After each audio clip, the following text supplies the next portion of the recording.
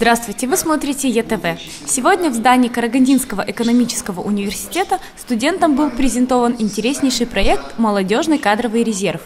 Цель проекта – отбор и развитие молодых профессионалов, эффективно работающих на благо нашей страны.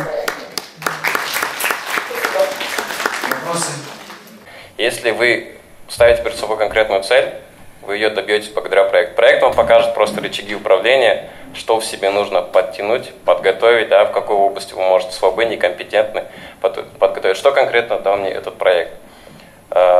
Проект дал мне возможность участвовать в конкурсе на должность ведущего программиста в администрации управления делами президента Республики Казахстан.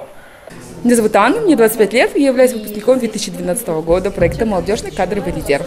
Проект не предусматривает о том, что вот мы вас выпускаем, готовим, вы остаетесь в резерве, и завтра вот вас всех ждет карьерное повышение. Нет, такого нет.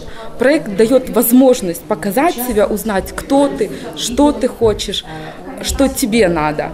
Ты ходишь, допустим, на регионе Караганды, ты активный, ты молодец, а завтра ты приезжаешь туда, и там сотни участников, которые еще лучше, еще умнее, более активнее. Ты понимаешь, что это жесткая конкуренция, которую надо просто выдержать.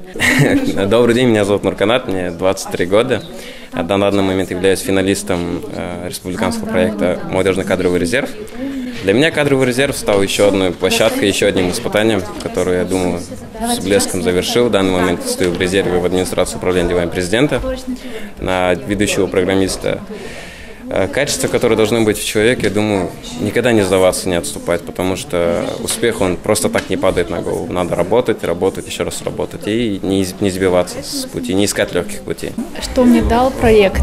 Проект дал мне много в плане того, что вот как мои, предыдущие резервисты сказали, наши, это не дает тебе возможность, допустим, что вот у тебя есть, допустим, сертификат, что ты резервист, что вот все, это место твое, и ты должна, допустим, работать в какой-то госструктуре. Нет, это дает тебе понимание того, что ты должна расти сама, что ты должна чего-то сама добиваться, чего-то хотеть, чтобы добиться этого.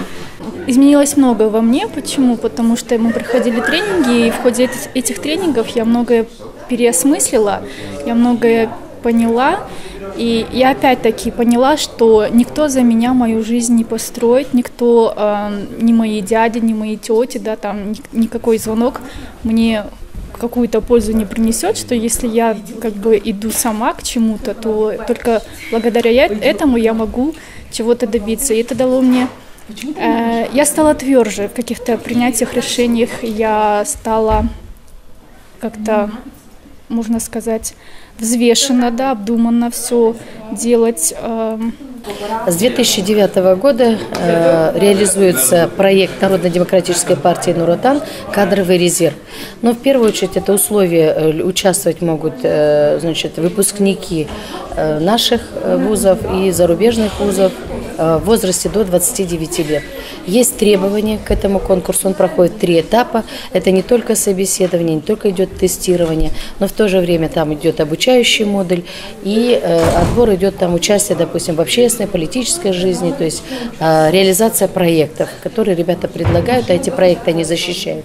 Значит, трудоустройство идет не только в государственные, общественные организации, это и в политические партии, то есть НДП Нур-Отан трудоустраивает их и также непосредственно в свою партию. Далее идет в бизнес-структуры, то есть кадровый резерв позволяет ребятам не только кадровый рост дает возможность, но и возможность реализоваться, потому что проходят тренинги проводят не только наши, но и зарубежные тренеры, и здесь идет и лидерские качества оцениваются, и оцениваются также коммуникативные качества, то есть очень многие параметры, особенности характера и возможность, в первую очередь, это цель карьерный рост. Первый этап – это регистрация на сайте www.reserv.kz. После регистрации они проходят во второй этап собеседования. Потом у них идет 3-й этап – это образовательный модуль. Он состоит из 2 блоков. Первый – это обучение в Боровом, семинар, тренинги, лекции. Второй этап – это в Астане. В академии они обучаются. По окончании они защищают свой проект и получают сертификаты о прохождении проекта «Молодежный кадровый резерв». После На 5-й этап, получается, это они проходят стажировку в государственных учреждениях, национальных компаниях, в администрации президента, кто в каком направлении разрабатывал свой проект.